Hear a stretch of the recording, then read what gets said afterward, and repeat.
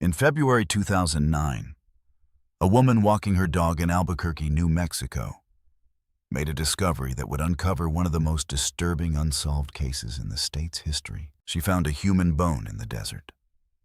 At first, investigators thought it might be an isolated burial. But when police began digging, they didn't find one body. They found 11. And what they uncovered raised the terrifying possibility that a serial killer had been operating undetected for years. The remains were found on the West Mesa, a stretch of desert on the outskirts of Albuquerque. As the investigation expanded, police realized the area had been used as a dumping ground. Over the next several weeks, investigators uncovered the remains of 11 women and one unborn child. Most of the victims had gone missing years earlier. Many were young.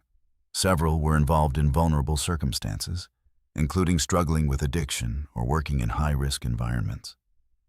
For years, their disappearances had received little attention. Now, their cases were connected. The women ranged in age from their teens to early 30s. Some had been missing since the early 2000s. Families had searched. Posters were hung.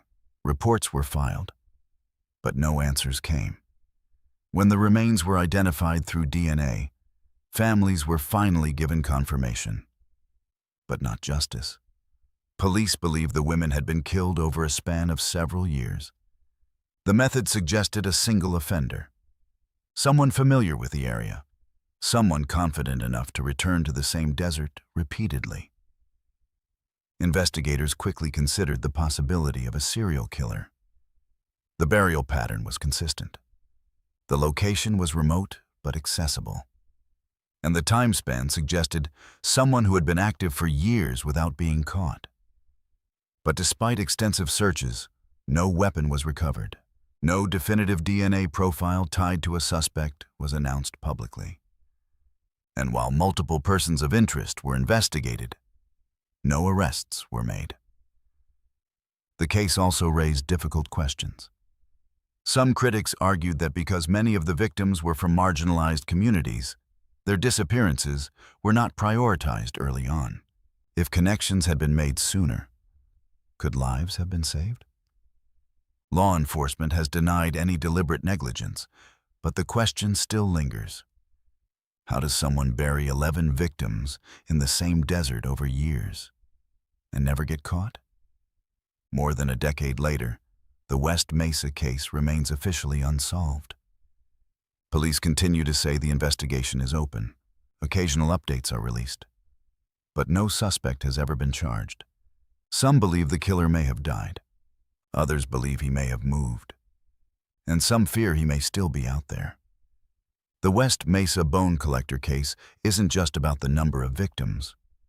It's about the years they were missing, the families who waited, and the silence that followed. 11 women, one unborn child. A desert that kept secrets for years, and a killer who has never faced justice.